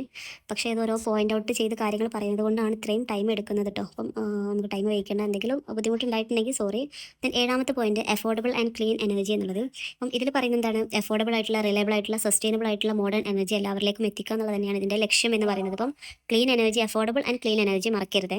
അപ്പം ഇതിൻ്റെ ഒരു ഒബ്ജക്റ്റീവ് എന്ന് പറയുന്നത് ഒരു യൂണിവേഴ്സൽ ആക്സസ് ടു ഇലക്ട്രിസിറ്റി എന്നുള്ളത് തന്നെയാണ്. എല്ലാവർക്കും ഇലക്ട്രിസിറ്റി എത്തിക്കുക എന്നുള്ളത്. അതുപോലെ തന്നെ clean cooking fuel for all എന്നുള്ളത്. എല്ലാവർക്കും ക്ലീൻ ആയിട്ടുള്ള ഒരു കുക്കിംഗ് ഫ്യൂവൽ എത്തിക്കുക എന്നുള്ളത്. ഇൻക്രീസ്ഡ് എനർജി എഫിഷ്യൻസി, നമ്മുടെ എനർജി എഫിഷ്യൻസി വർദ്ധിപ്പിക്കുക എന്നുള്ളത്. അതുപോലെ തന്നെ പ്രൊമോഷൻ ഓഫ് റിന്യൂവബിൾ എനർജിക്ക് കൂടുതലായിട്ട് ഇമ്പോർട്ടൻസ് നൽകുക എന്നുള്ളത്. അപ്പം ഇതിനൊക്കെ വേണ്ടിയിട്ട് ഇന്ത്യ എന്തൊക്കെ കാര്യങ്ങൾ ഇൻട്രൊഡ്യൂസ് ചെയ്തിട്ടുണ്ട്, എന്തൊക്കെ മെഷേഴ്സ് എടുത്തിട്ടുണ്ട് ഇന്ത്യ എന്നുള്ളതാണ് ഇനി പറയാൻ പോകുന്നത്. അതിലൊന്നാമത് പറയുന്നത് യൂണിവേഴ്സൽ ആക്സസ് ടു ഇലക്ട്രിസിറ്റി എന്നുള്ളത് തന്നെയാണ്. അപ്പം ഇന്ത്യയിലുള്ള എല്ലായിടത്തും ഇലക്ട്രിസിറ്റി ആക്സസ് ആക്കുക എന്നുള്ളത് തന്നെയാണ് ഇന്ത്യ ഫസ്റ്റ് ആയിട്ട് എടുത്തിട്ടുള്ള ഒരു നിയമം എന്ന് പറയുന്നത്, ഒരു നയം എന്ന് പറയുന്നത്. അപ്പം ഇതിൻ്റെ ഒരു അഥവാ ഇന്ത്യൻ്റെ ഒരു പവർ സപ്ലൈ വർദ്ധിപ്പിക്കുക, അതിനൊരു സ്റ്റാൻഡേർഡ് വെച്ചിട്ട് അത് വർദ്ധിപ്പിക്കുക എന്നുള്ളതാണ്. ഇന്ത്യൻ്റെ റാങ്ക് 2014 137 ആണെങ്കിൽ 2019 ആയപ്പോഴേക്കും ഇന്ത്യ 22ാം സ്ഥാനത്തേക്ക് അത് വന്നിട്ടുണ്ട്. അപ്പം ഇതെന്താണ് എല്ലാവർക്കും ഈ അതുപോലെ തന്നെ അതിൽ പറയുന്ന കാര്യം എന്താ വെച്ചാൽ ഈ ഒരു എന്താ പറയുക ഈ ഒരു റാങ്കിങ് എന്തിനാണെന്ന് ചോദിച്ചാൽ ഈ കറണ്ട് ഉപയോഗിച്ച് അഥവാ ഇലക്ട്രിസിറ്റി ഉപയോഗിച്ച് ആളുകൾക്ക് പെട്ടെന്ന് ഈസായിട്ട് വളരെ ഈസി ആയിട്ട് അവർക്ക് ബിസിനസ് ചെയ്യാൻ പറ്റുന്നതിൻ്റെ ഒരു കണക്കാണ് കേട്ടോ ഈ 22. അപ്പം ഇലക്ട്രിസിറ്റി എന്ന് പറയുമ്പോൾ അത്രയും എന്തായിട്ട് മാറി, എല്ലാവർക്കും അഫോർഡബിൾ ആയിട്ട് മാറി എന്നുള്ളതാണ് ഇതിലൂടെ പറയുന്നത്. ദെൻ രണ്ടാമത് പറയുന്ന പോയിന്റ് റിന്യൂവബിൾ എനർജി എക്സ്പാൻഡ് എന്നുള്ളത്. അപ്പം നമുക്കറിയാം solar, wind, hydro power, waste to energy ഇങ്ങനത്തെ സംഭവങ്ങളൊക്കെ കൂടുതലായിട്ട് പ്രൊമോട്ട് ചെയ്യുക എന്നുള്ളത്. അത് 75% വരെ ഇതിൻ്റെയൊക്കെ ഉൽപ്പാദനം വർദ്ധിപ്പിച്ചു എന്നുള്ളതാണ് ഇതിലൂടെ അവർ പറയുന്നത്. ദെൻ മൂന്നാമതായിട്ട് പറയുന്നത് ക്ലീൻ കുക്കിംഗ് എനർജി എന്നുള്ളതാണ്. ഇതിൽ പറയുന്നത് ഇപ്പോൾ നമുക്കറിയാമല്ലോ നമ്മൾ LPG ഒക്കെ ഉപയോഗിക്കുന്ന ആൾക്കാരാണല്ലോ. അപ്പം അത് ക്ലീൻ കുക്കിംഗ് ഫ്യൂവലിൻ്റെത് 63%-ലുള്ളത് 96% ഉയർത്താൻ പറ്റി. അതുപോലെ നമ്മൾ LPG ഉപയോഗിക്കുന്ന ഒരുപാട് കണക്ഷൻസ് ഉപയോഗിക്കുന്നുണ്ട്. അപ്പം ഇതൊക്കെ എന്താണ് ഒരുപാട് പൊല്യൂഷൻസ് ഒക്കെ കുറക്കാൻ കാരണമായിട്ടുണ്ട്. അതാണ് ഒരു ക്ലീൻ എനർജി എന്ന് പറയുന്നത് കേട്ടോ. ദെൻ മൂന്നാമത് പറയുന്നത് എനർജി എഫിഷ്യൻസി. അപ്പം ഗവൺമെൻറ് എന്താണ് ഒരുപാട് എനർജി സ്റ്റാൻഡേർഡ്സ് ഒക്കെ വെച്ചിട്ട് എന്താണ് അതിനൊരു എഫിഷ്യൻസി കണക്കാക്കി ഈ ഹൗസ് ഹോൾഡ് ഇലക്ട്രിസിറ്റി കൺസംഷനൊക്കെ എന്താണ് ഒരു സ്റ്റാൻഡേർഡ് നിലവെച്ച് കണ്ടെന്ത് ഒരു സ്റ്റാൻഡേർഡ് നിലനിർത്തി എന്നുള്ളതാണ്. ദെൻ പിന്നീട് പറയുന്നത് ഇൻ്റർനാഷണൽ കോപ്പറേഷൻ പറയുന്നുണ്ട്. ഇപ്പം ജർമ്മനിയുടെ കൂടെ വർക്ക് ചെയ്തിട്ട് ഇന്ത്യ റിന്യൂവബിൾ ആയിട്ടുള്ള എനർജി ഒക്കെ ഡെവലപ്പ് ചെയ്തിട്ടുണ്ട്. അതുപോലെ തന്നെ ഇന്ത്യയും ഫ്രാൻസും കൂടിയിട്ട് ഇൻ്റർനാഷണൽ സോളാർ അലയൻസ് ലോഞ്ച് ചെയ്തിട്ടുണ്ട്. നമുക്കറിയാം നമ്മുടെ ഇപ്പോഴത്തെ ആ സോളാർ എനർജി അവരുമായിട്ടുള്ള കോപ്പറേറ്റ് ചെയ്തിട്ടാണ് ഇന്ത്യയിലേക്ക് എത്തുന്നത്. അപ്പം ഇത് ഒരു ഇൻ്റർനാഷണൽ ഒരു കോപ്പറേഷനും ഈ ഒരു തലത്തിൽ അവർ സാധ്യമാക്കിയിട്ടുണ്ട് എന്നുള്ളതാണ് അതിൽ പറയുന്നത് കേട്ടോ. ദെൻ എട്ടാമതായിട്ട് പറയുന്നത് decent work and economic growth എന്നുള്ളതാണ്. ഇപ്പം ഇത് പ്രൊമോട്ട് ചെയ്യുന്നതെന്ന് വെച്ചാൽ സസ്റ്റൈനബിൾ ആൻഡ് ഇൻക്ലൂസീവ് ആയിട്ടുള്ള എക്കണോമിക് ഗ്രോത്ത്, പ്രൊഡക്റ്റീവ് എംപ്ലോയ്മെൻറ്റ്, അതുപോലെ തന്നെ ഡീസൻറ്റ് വർക്ക് ഫോർ ഓൾ എന്നുള്ള ഈ 3 കാര്യങ്ങളാണ് കൂടുതലായിട്ട് എയിം ചെയ്യുന്നത്. പിന്നെ ഇന്ത്യയിൽ പറയുന്നുണ്ട് ഇന്ത്യാസ് എക്കണോമിക് പൊസിഷൻ പറയുന്നുണ്ട്.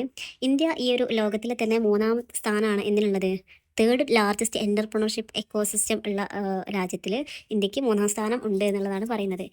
പക്ഷേ ഇങ്ങനെയൊക്കെയാണെങ്കിലും ഈ ഒരു എക്കണോമിക് ഗ്രോത്ത് ഉണ്ടാക്കാനും എന്താണ് വർക്ക് സംബന്ധമായിട്ടുള്ള സംഭവങ്ങളൊക്കെ ഉഷാറാക്കാൻ വേണ്ടിയിട്ട് ഇന്ത്യ എന്തൊക്കെ മുൻകരുതൽ അല്ലെങ്കിൽ എന്തൊക്കെ മെഷേഴ്സ് ഇന്ത്യ എടുത്തിട്ടുണ്ട് എന്നുള്ളതാണ് ഇനി പറയാൻ പോകുന്നത്. ഇതിൽ ഫസ്റ്റ് പറയുന്നത് ഫണ്ടിങ് സ്മോൾ എൻ്റർപ്രൈസസ്. ഇപ്പോൾ ചെറിയ ചെറിയ സംരംഭങ്ങൾക്ക് എന്താണ് ഫണ്ടിങ് കൊടുക്കുക എന്നുള്ളതാണ് ഏറ്റവും ആദ്യമായിട്ട് ഇതിൽ പറയുന്നത്. കാരണം ഒരുപാട് സ്റ്റാർട്ടപ്പുകൾ ഇന്ത്യയിൽ ഉണ്ടാവണം. അതിനെ ഇന്ത്യ പ്രൊമോട്ട് ചെയ്യുന്നുണ്ട്. അത് എന്താണ് എക്കണോമിക് ഗ്രോത്തിലേക്കും ഒരുപാട് എംപ്ലോയ്മെൻറ്റ് ഉണ്ടാവാനൊക്കെ കാരണമുണ്ട്. അതുപോലെ തന്നെ കമ്പനി രജിസ്ട്രേഷനൊക്കെ കൂടുതലായിട്ട് ഭയങ്കര ഒരു വലിയ പ്രോസസ്സായിരുന്നു. അതൊക്കെ സിംപ്ലിഫൈ ചെയ്ത് കൊടുത്തിട്ടുണ്ട്. ദെൻ മുദ്ര സ്കീമിലൂടെ ലോണുകൾ, അതുപോലെ തന്നെ ഫിനാൻസ് ഫിനാൻസ് ഒക്കെ പ്രൊവൈഡ് ചെയ്യാൻ തുടങ്ങി. അതുപോലെ support small and micro enterprises, ചെറിയ സ്മോൾ ആയിട്ടുള്ള മൈക്രോ എന്റർപ്രൈസസിനെ കൂടുതലായിട്ട് സപ്പോർട്ട് ചെയ്യാൻ തുടങ്ങി. ഇതൊക്കെയാണ് ഫണ്ടിങ് സ്മോൾ എന്റർപ്രൈസസിൽ പറയുന്നത്. ദെൻ രണ്ടാമത് പറയുന്നത് സ്ട്രക്ചറൽ റിഫോംസ് ആണ്. അഥവാ ഇപ്പം ഈ ഒരു കോർപ്പറേറ്റ് ടാക്സ് ഒക്കെ റിഡക്ഷൻ ചെയ്ത് കൊടുത്തു. അതുപോലെ തന്നെ മാനുഫാക്ചറിങ് കോസ്റ്റ് ഒക്കെ റെഡ്യൂസ് ചെയ്ത് കൊടുത്തിട്ടുണ്ട്. ടാക്സേഷൻ സിംപ്ലിഫൈ ചെയ്ത് കൊടുത്തിട്ടുണ്ട്. ഇതൊക്കെയാണ് സ്ട്രക്ചറൽ റിഫോംസ്. എന്തൊക്കെയോ നിയമപരമായിട്ടുള്ള കാര്യങ്ങൾ അങ്ങനെയൊക്കെ അവർ ചെയ്ത് കൊടുത്തിട്ടുണ്ട് എന്നവർ പറയുന്നുണ്ട് കേട്ടോ. ദെൻ മൂന്നാമതായിട്ട് പറയുന്നത് ഈസ് ഓഫ് ഡൂയിങ് ബിസിനസ്.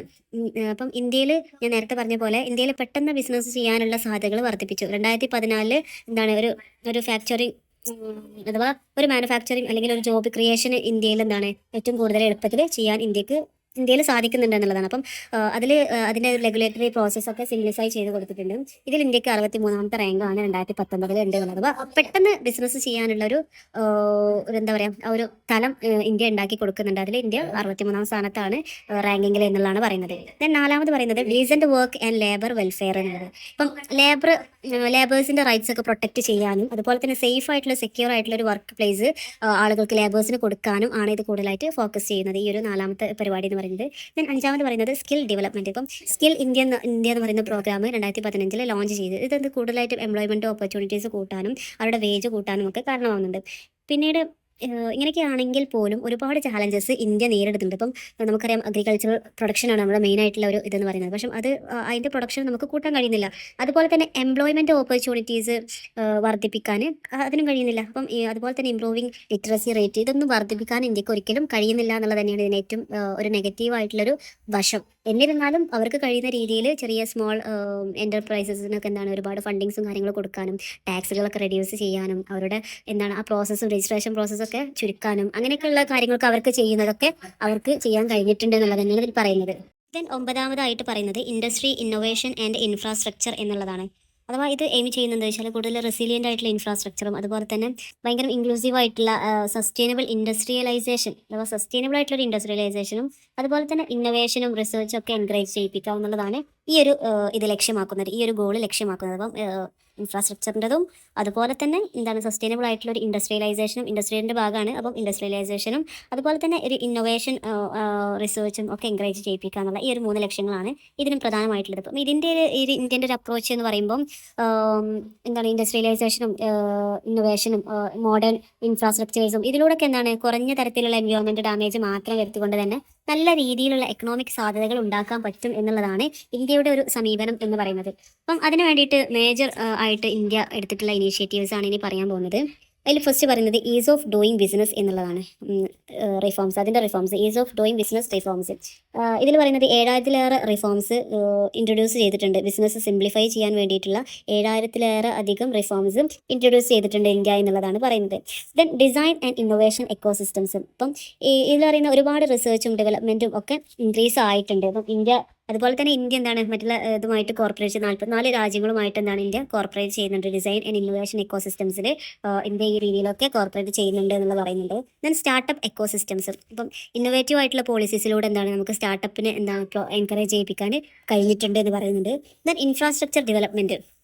അതിൽ പറയുന്നത് ഭാരതമാല എന്ന് പറയുന്ന ഒരു പ്രോഗ്രാമിലൂടെ എന്താണ് റോഡ് കൊറിഡോഴ്സ് അതുപോലെ തന്നെ ഒരു കാർഗോ കപ്പാസിറ്റി ഒക്കെ കൂട്ടി നല്ലൊരു ബെറ്റർ കണക്ടിവിറ്റി ഉണ്ടാക്കാനും എല്ലാത്തിനും ഈ ഒരു ഇൻഫ്രാസ്ട്രക്ചർ ഡെവലപ്മെൻറ്റിലൂടെ കഴിഞ്ഞിട്ടുണ്ട് എന്നുള്ളതാണ് പറയുന്നത്. ദെൻ അവസാനമായിട്ട് പറയുന്നതാണ് ടെലികമ്മ്യൂണിക്കേഷൻസ്. അപ്പോൾ ഇന്ത്യയിൽ പറയുന്നത് ഇന്ത്യ ഇൻ്റർനെറ്റ് അതുപോലെ തന്നെ ടെലികോം നെറ്റ്വർക്ക്സ് ഒക്കെ എന്താണ് എക്സ്പാൻഡ് ചെയ്തിട്ടുണ്ട്. ഇപ്പോൾ നമുക്കറിയാം 5G ഒക്കെ സാധ്യമാക്കിയിട്ടുണ്ടല്ലേ.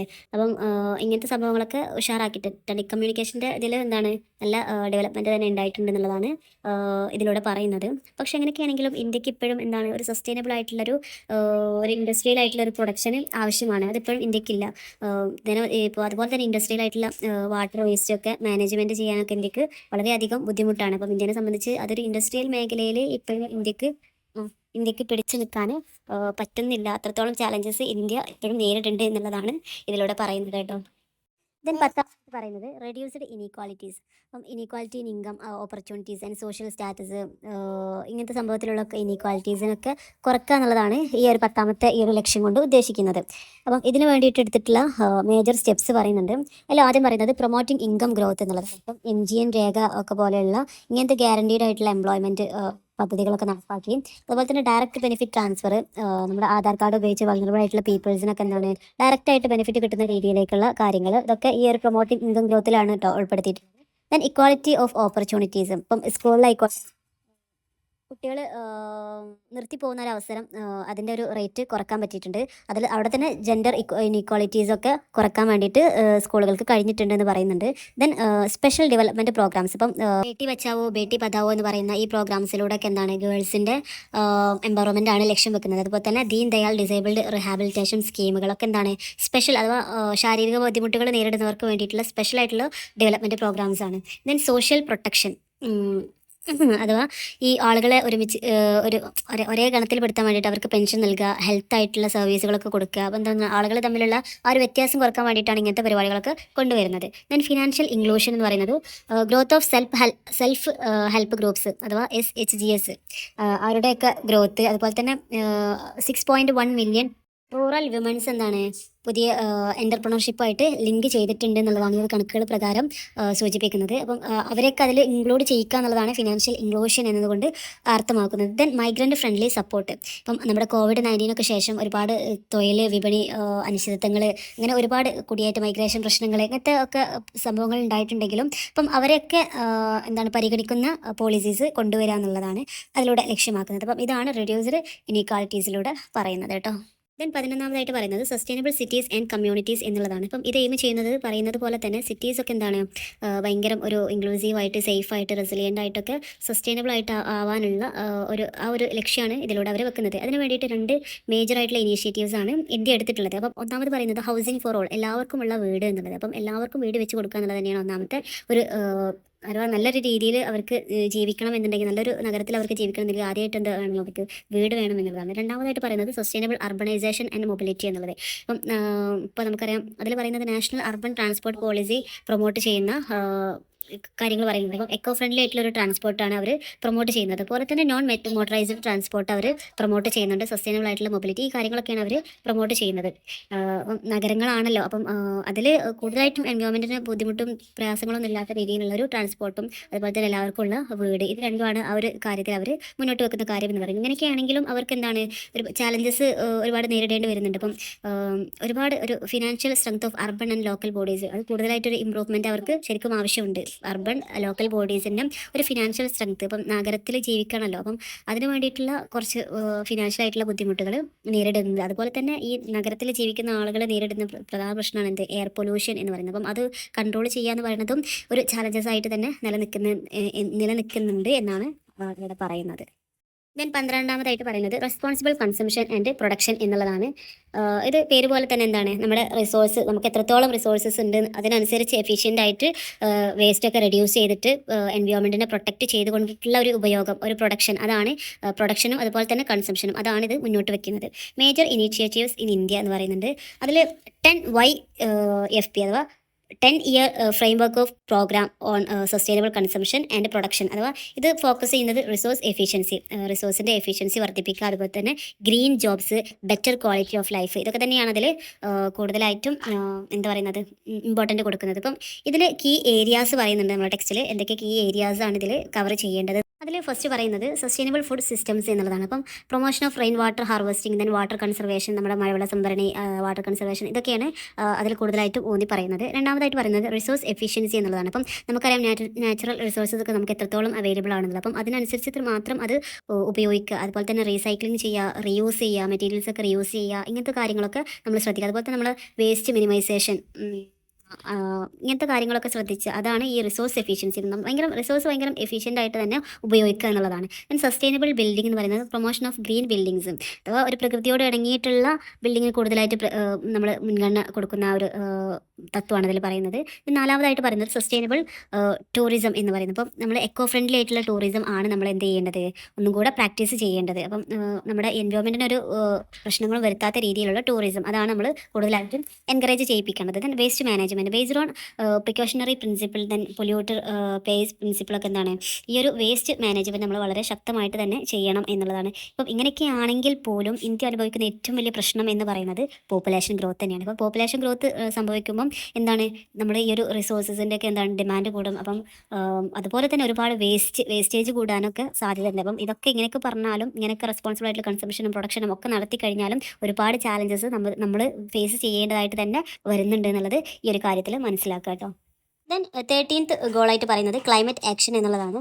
അപ്പം ഇതിൽ പറയുന്നത് എന്താണെന്ന് വെച്ചാൽ നമുക്ക് തന്നെ അറിയാമല്ലേ, ഇപ്പോൾ ക്ലൈമറ്റ് ചേഞ്ചിന് കാരണമാകുന്ന കാര്യങ്ങൾ, അതുപോലെ അതിൻ്റെ ഇമ്പാക്റ്റ് കുറക്കാൻ പറ്റുന്ന കാര്യങ്ങളിലൊക്കെ കൂടുതലായിട്ട് ഊന്നൽ നൽകിക്കൊണ്ടുള്ളൊരു ഒരു ഡെവലപ്മെൻറ്റ് അതാണ് ഇതിലൂടെ ലക്ഷ്യമാക്കുന്നത്. ഇപ്പം ഇതിൽ പറയുന്നത് ക്ലൈമറ്റ് ചേഞ്ച് പെർഫോമൻസ് ഇൻഡെക്സിൻ്റെ അടിസ്ഥാനത്തിൽ 2020 ഇന്ത്യ 10 രാജ്യങ്ങളിൽ ഉണ്ട് എന്നുള്ളതാണ് പറയുന്നത്. അതിന് കാരണം ലോ പെർ ക്യാപിറ്റ എമിഷൻസ്, അതുപോലെ തന്നെ നമ്മൾ ഉപയോഗിക്കുന്ന ലോവർ എനർജിയും ആണെന്നുള്ളതാണ് പറയുന്നത്.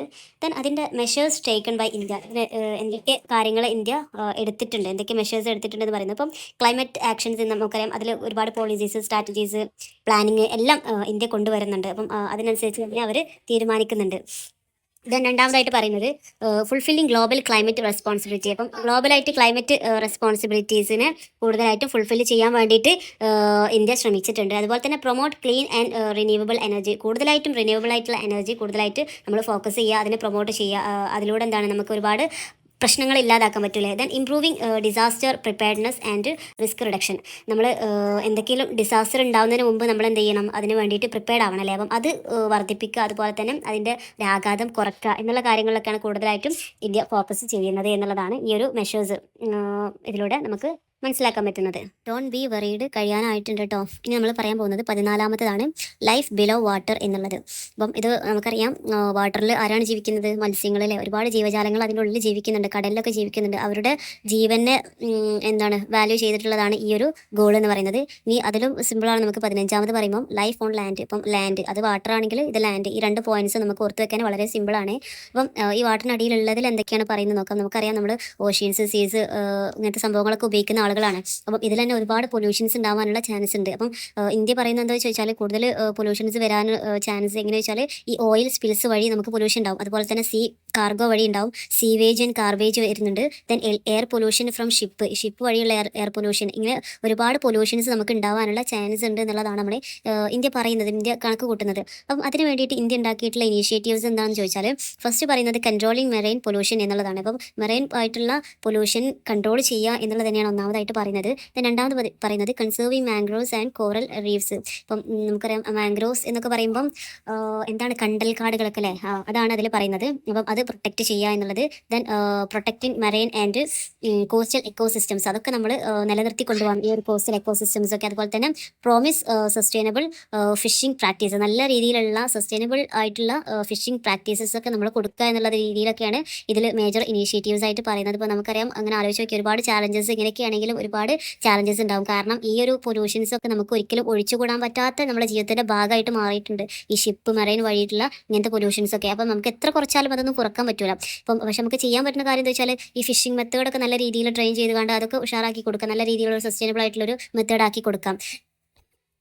അതുപോലെ തന്നെ ഈ ഫിഷർമാൻസൊക്കെ വളരെയധികം കടത്തിൽ കുടുങ്ങി കിടക്കുന്ന ആൾക്കാരാണ്. അപ്പം അതൊക്കെ നമുക്ക് റെഡ്യൂസ് ചെയ്യാന്നൊക്കെ പറയുന്നത് ഭയങ്കര കഴിയാത്തൊരു കാര്യമാണ്, ഭയങ്കര ഒരു എന്താ പറയുക, എപ്പോഴും ഒരു ബുദ്ധിമുട്ടുണ്ടാക്കുന്ന ഒരു കാര്യമാണ്. അപ്പം ഈ ഒരു കാര്യങ്ങളൊക്കെ നമ്മളത് പറയുമ്പം ഒന്ന് പറഞ്ഞു വെക്കുക. ദെൻ 15 ആയിട്ട് പറയുന്നത് ലൈഫ് ഓൺ ലാൻഡ്. ഇപ്പം നമുക്കറിയാം, ലാൻഡിലുള്ള ജീവികളായിക്കോട്ടെ, അവിടുത്തെ എക്കോസിസ്റ്റം ആയിക്കോട്ടെ, ഫോറസ്റ്റ് ആയിക്കോട്ടെ, ഇതൊക്കെ പ്രൊട്ടക്ട് ചെയ്യുക എന്നുള്ളത് തന്നെയാണ് ലൈഫ് ഓൺ ലാൻഡ് എന്നുകൊണ്ട് ഉദ്ദേശിക്കുന്നത്. അപ്പം protect terrestrial ecosystem, manage forest sustainability, then stop land degradation and biodiversity loss, ഇങ്ങനത്തെ സംഭവങ്ങളൊന്നും ഉണ്ടാവാതിരിക്കാൻ വേണ്ടിയിട്ട് ശ്രദ്ധിക്കുക എന്നുള്ളത് തന്നെയാണ് ഇതിൽ പറയുന്നത്. അതിൽ ഇന്ത്യ എടുക്കുന്ന സ്ട്രാറ്റജീസ് എന്താണെന്ന് ചോദിച്ചാൽ എഫോറസ്റ്റേഷൻ ആൻഡ് ഫോറസ്റ്റ് റീജനറേഷൻ, നമുക്ക് ഒരുപാട് മരങ്ങൾ വെച്ച് പിടിപ്പിക്കാൻ പറ്റും അല്ലേ. അതുപോലെ തന്നെ ഫോറസ്റ്റ് റീജനറേഷൻ, അതിനൊക്കെ നമുക്ക് ഇപ്പോൾ ഫോറസ്റ്റ്, അതുപോലെ മരങ്ങൾ, ഇതൊക്കെ നമുക്ക് ചെയ്യാൻ പറ്റുന്ന കാര്യം. അതൊക്കെ അതിന് കൂടുതൽ ഇമ്പോർട്ടൻറ്റ് കൊടുക്കുക എന്നുള്ളതാണ് നമ്മുടെ ഗവൺമെൻറ് പറയുന്നത്. ഫോറസ്റ്റ് പ്രൊട്ടക്ഷൻ ആൻഡ് മാനേജ്മെൻറ്റ്, ഇതൊക്കെ നമ്മൾ തന്നെ തീരുമാനിച്ചെടുത്താൽ നടക്കാവുന്ന കാര്യങ്ങളേ ഉള്ളൂ. അപ്പം അതൊക്കെയാണ് ഇന്ത്യ മുന്നോട്ട് വെക്കുന്ന സ്ട്രാറ്റജീസ് എന്ന് പറയുന്നത്. അപ്പം മേജർ ഏരിയാസ് നമ്മൾ ഫോക്കസ് ചെയ്യേണ്ട കുറച്ച് പ്രധാനപ്പെട്ട ഏരിയാസ് ചോദിച്ചാൽ ഈ ഫോറസ്റ്റ് മാനേജ്മെന്റ് നല്ല രീതിയിൽ ഫോറസ്റ്റ് മെയിൻറ്റെയിൻ ചെയ്ത് കൊണ്ട് പോകുക എന്നുള്ളത്. അതുപോലെ തന്നെ കൺസർവേഷൻ ഓഫ് വെറ്റ്ലാൻഡുകൾ കൺസർവ് ചെയ്യുക. അതുപോലെ തന്നെ വാട്ടർ ബോഡീസ് ഒക്കെ നല്ല രീതിയിൽ തന്നെ സംരക്ഷിക്കുക. അതുപോലെ തന്നെ വൈൽഡ് ലൈഫ് പ്രൊട്ടക്ഷൻ, പിന്നീട് പറയുന്നത് ബയോഡൈവേഴ്സിറ്റി കൺസർവേഷൻ, ഈ കാര്യങ്ങളൊക്കെ നല്ല രീതിയിൽ കൊണ്ടുപോകുക എന്നുള്ളതാണ് പറയുന്നത്.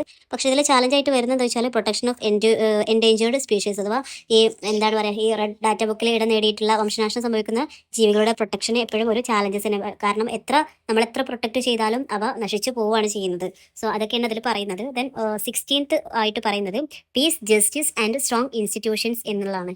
എല്ലാത്തിൻ്റെയും ഗോളിൽ തന്നെ ഉണ്ട് കേട്ടോ. അതെന്തൊക്കെയാണ് ഊന്നൽ നൽകുന്നത് എന്നുള്ളത്. ഇത് പീസ്, അതുപോലെ തന്നെ ജസ്റ്റിസ്, അതുപോലെ തന്നെ സ്ട്രോങ് ഇൻസ്റ്റിറ്റ്യൂഷൻസ്, ഇത് മൂന്നുമാണ് ഇതിൽ പ്രധാനമായിട്ടും ഊന്നൽ നൽകുന്നത്. അപ്പോൾ നമുക്കൊരു പീസ്ഫുൾ ആയിട്ടുള്ള ഒരു ഇൻക്ലൂസീവ് ആയിട്ടുള്ള ഒരു സൊസൈറ്റിയാണ് നമുക്ക് ആവശ്യം. അതുപോലെ തന്നെ ജസ്റ്റിസ് ഉണ്ടാവുന്ന അത് നടപ്പിലാക്കുന്ന ഒരു സൊസൈറ്റി, അതുപോലെ തന്നെ സ്ട്രോങ് ആയിട്ടുള്ള അക്കൗണ്ടബിൾ ആയിട്ടുള്ള ഇൻസ്റ്റിറ്റ്യൂഷൻസ്, ഇതൊക്കെ നമുക്ക് നല്ലൊരു പീസ്ഫുൾ ആയിട്ടുള്ള ജീവിതത്തിന് ഇതൊക്കെ നമുക്ക് നിർബന്ധമാണ് അല്ലേ. അപ്പം ഇന്ത്യ ഫോക്കസ് ചെയ്യുന്ന ഏരിയാസ് എന്ന് പറയുന്നത് റെഡ്യൂസിങ് വയലൻസ് കുറക്കുക എന്നുള്ള കാര്യം ഇന്ത്യ ഫോക്കസ് ചെയ്യുന്നുണ്ട്.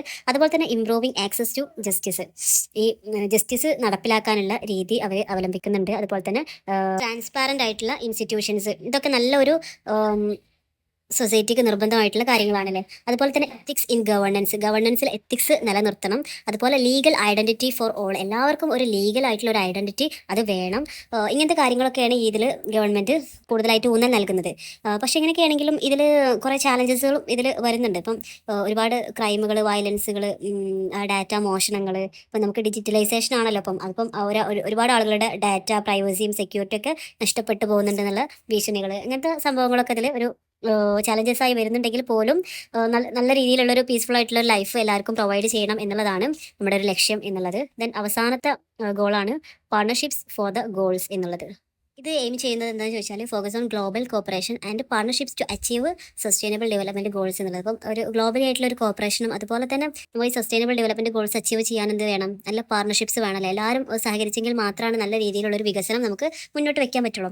അതുപോലെ ഇന്ത്യ ഫോക്കസ് ചെയ്യുന്ന കുറച്ച് ഏരിയ എന്ന് പറയുന്നത് ഇൻക്രീസിങ് ഡൊമസ്റ്റിക് റിസോഴ്സസ്, നമ്മൾ ഇന്ത്യയിൽ നിന്ന് തന്നെ ഉൽപ്പാദിപ്പിക്കുന്ന സാധനങ്ങളുടെ പ്രൊഡക്ഷൻ കൂട്ടുക എന്നുള്ളത് തന്നെയാണ് ഇന്ത്യ ഏറ്റവും കൂടുതലായിട്ടും ഫോക്കസ് ചെയ്യുന്ന കാര്യം. ദെൻ ബെറ്റർ പബ്ലിക് എക്സ്പെൻഡിച്ചർ, ഇപ്പോൾ പബ്ലിക് എക്സ്പെൻഡിച്ചർ കുറയ്ക്കുക എന്നുള്ളതും ഇന്ത്യ ഫോക്കസ് ചെയ്യുന്ന ഒരു ഏരിയ തന്നെയാണ്. Then encouraging entrepreneurship in private sector, നമ്മുടെ പ്രൈവറ്റ് സെക്ടറിനെയും അതുപോലെ തന്നെ എന്റർപ്രണർഷിപ്പിനെയൊക്കെ കൂടുതലായിട്ട് ഇന്ത്യ കൂടുതലായിട്ട് എന്താ പറയുക പിന്തുണയ്ക്കുന്നുണ്ട്. ദെൻ സ്ട്രെങ്തനിങ് സൗത്ത് കോപ്പറേഷൻ, ഇങ്ങനെ പല ഭാഗങ്ങളും തമ്മിലുള്ള ഒരു കോപ്പറേഷനാണ് ഇതിൽ പറയുന്നത്.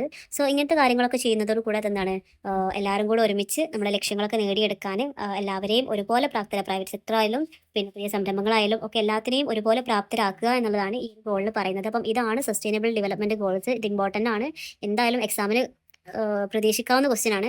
പിന്നെ ഈ 17 പോയിന്റ്സ് പഠിച്ചു വെക്കുക എന്ന് പറയുന്നത് വലിയ പണിയുള്ള കാര്യമൊന്നുമല്ല. പക്ഷേ നമ്മൾ അതിൻ്റെ ചോട്ടിൽ നമ്മൾ എന്തൊക്കെ എഴുതണം ഇമ്പോർട്ടൻ്റ് ആയിട്ടുള്ള എന്നുള്ള കാര്യങ്ങൾ നോക്കി വെക്കുക എന്നുള്ളതാണ് ഇതിൽ ഏറ്റവും ഇമ്പോർട്ടൻ്റ് ആയിട്ടുള്ള കാര്യം. അപ്പം ഓരോ പോയിന്റുകൾ പറയുമ്പോൾ നമ്മൾ മനസ്സിലേക്ക് ഓടി വരണം അതിൽ എന്തൊക്കെ കാര്യങ്ങൾ ഉൾപ്പെടുത്തണം എന്നുള്ളത്. ഞാൻ വീണ്ടും ക്ഷമ ചോദിക്കുകയാണ്, കാരണം വീഡിയോ ഇത്രയും ലോങ് ആയതുകൊണ്ട്. പിന്നെ നിങ്ങൾക്ക് ഇഷ്ടപ്പെട്ടിട്ടുണ്ടെങ്കിൽ നിങ്ങൾ തീർച്ചയായിട്ടും നമ്മളെ സപ്പോർട്ട് ചെയ്യുക. എന്തെങ്കിലും ഡൗട്ടുകളോ കാര്യങ്ങളുണ്ടെങ്കിൽ കമൻറ്റ് ബോക്സിൽ ചോദിക്കാം കേട്ടോ.